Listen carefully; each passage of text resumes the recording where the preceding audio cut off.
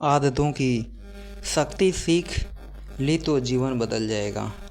दोस्तों, किसी ने सही बात कही है कि दूसरों की समस्याओं का आनंद लेना बंद नहीं किया तो ईश्वर वही गिफ्ट आपको कर देते हैं, क्योंकि भगवान तो वही गिफ्ट करते हैं जिसमें हमें आनंद आता है। आदतों को लेकर आपने बहुत सारी कहानियाँ सुनी होंगी, जैसे आदत से मजबूर होना। ये पुरानी आदत है। जाते आते आएंगी बहुत सारी कहावतें हैं, जैसी आदत है वैसा जीवन। लेकिन आदत ऐसे नहीं बनी। दरअसल जिंदगी के नाम पर हम आदतों पर जीते हैं। बहुत सारी आदतों को एक जगह इकट्ठित कर लें तो जो बनती है वह है हमारी ज़िंदगी। नमस्कार दोस्तों, समय देव में आपका दिल से स्वागत है। दोस्तों, कुछ समय पहले की बात है। एक राजा था जो अपनी प्रजा का खूब ख्याल रखता था, लेकिन राजा को अपने आदमियों पर कुछ दिनों से संदेह था और उस राजा के 3 बहुत ही खास मंत्री थे जो उनका काम संभालते थे। लेकिन कुछ दिनों से राजा उन 3 मंत्रियों में से कोई एक मंत्री ऐसा मंत्री था जो राजा के पैसों में गड़बड़ी कर रहा था और वह मंत्री अपने कामों को भी ठीक से नहीं कर रहा था। राजा काफ़ी दुविधा में था। राजा को यह समझ में नहीं आ रहा था कि उन तीनों मंत्रियों में से कौन सा मंत्री बेईमान है और कौन सा मंत्री ईमानदार है। यह पता लगाने के लिए एक दिन राजा ने तीनों मंत्रियों को अपने पास बुलाया और कहा, देखो मंत्री जी, हमारा जन्मदिन आ रहा है, इसलिए आप तीनों को एक घने जंगल में जाना होगा और आप तीनों को एक बैग दे दिया जाएगा। और उन तीनों को एक एक बैग दे दिया गया और उसमें कहा कि उन तीनों को अलग अलग घने जंगल में छोड़ दिया जाएगा। उस जंगल में फल के पेड़ को ढूंढना है और अच्छे अच्छे और ताज़ा ताज़ा फल इस थैले को पूरा भर कर लाना है और तुम तीनों के पास सिर्फ आज शाम तक ही समय है। राजा के कहे अनुसार तीनों मंत्री को जंगल में छोड़ दिया जाता है और उसके बाद वो तीनों मंत्री जंगल में आ गए। उसके बाद पहला मंत्री बहुत ही ईमानदार और मेहनती था, तो उसने राजा के लिए अलग अलग फल और ताज़ा ताज़ा फल, अच्छे अच्छे फल उस थैले को भर दिया।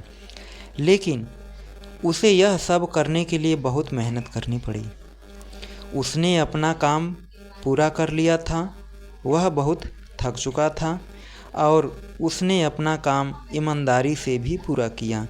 अब दूसरा मंत्री था जो वह बहुत ही चालाक था। उसने सोचा, राजा के पास इतना समय थोड़े ही है कि वह यह सब जांच करें कि मैंने अच्छे फल लाए हैं या खराब फल, तो यह ज़्यादा मेहनत नहीं की। उसको जैसे ही ज़मीन पर फल मिले उसने उस फल को उठाकर अपने थैले में रख लिया और दूसरा कोई यह ना सोचे कि वह फल खराब है या अच्छे।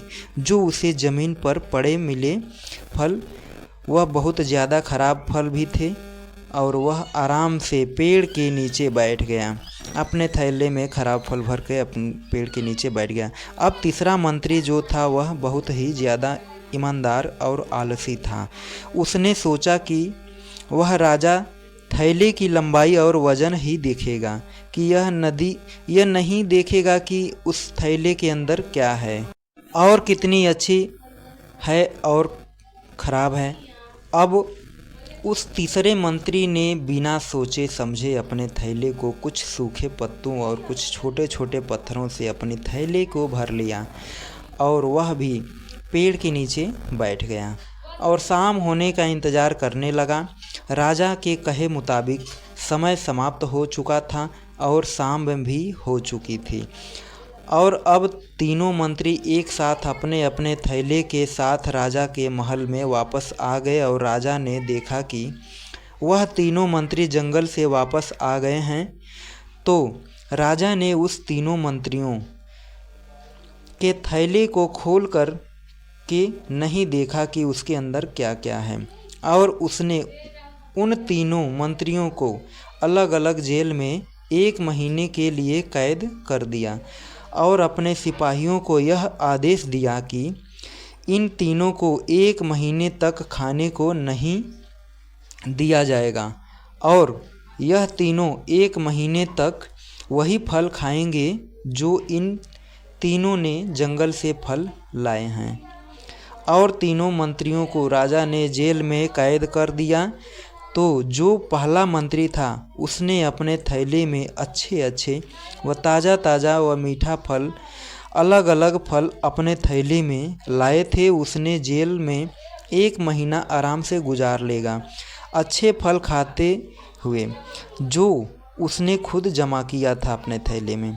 उसके बाद जो हुआ वो दूसरा मंत्री था जिसने बेकार फल व ख़राब फल अपने थैले में रखे थे, उसे वही बेकार व ख़राब फल 1 महीने खाने पड़े और वह उस जेल में ज़्यादा दिनों तक टिक नहीं पाया और बाद में वह ख़राब फल खाने की वजह से बीमार पड़ गया और उसकी तबीयत खराब हो गई।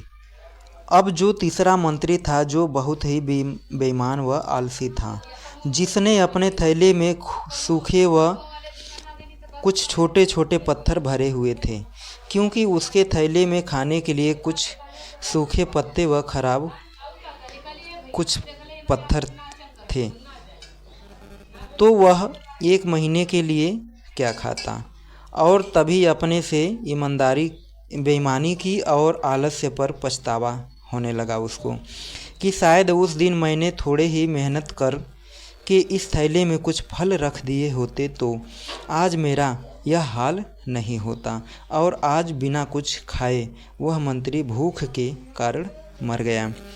तो दोस्तों इस कहानी से हमें यह सीख मिलती है कि हम जो आलस और बेईमानी करते हैं, बेईमानी मतलब अपने ही कामों में कुछ नहीं करना, अपना मन नहीं लगाना और खाली बैठे रहना, तो उसे आज तो कोई फ़र्क नहीं पड़ता, पर हम अपने कामों में आलस्य करके आराम कर लेते हैं, लेकिन कल भविष्य में कुछ दिन के बाद हमें उस पर पछतावा होता है। आपने बहुत से लोगों को कहते हुए सुना होगा कि काश उस समय पर मैं ऐसा कर लिया होता तो आज इस दिन की नौबत नहीं आती। जो आलस्य किए वो आज वही के वही हैं। जो इंसान अपनी मेहनत को अपनाया वह मंजिल की ओर बढ़ गया। तो अपने कामों के साथ बेईमानी और आलस्य कभी नहीं करनी चाहिए। दोस्तों, समय को पहचानो, अपने कीमत को पहचानो। बीती हुई ज़िंदगी का एक एक मिनट वापस नहीं ला सकते, इसीलिए इस समय का सही उपयोग करो। सभी के पास 24 घंटे का समय रहता है। समय की कीमत को समझिए।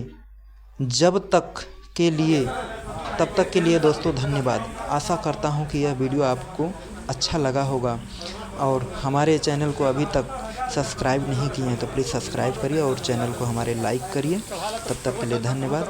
Thank you for watching.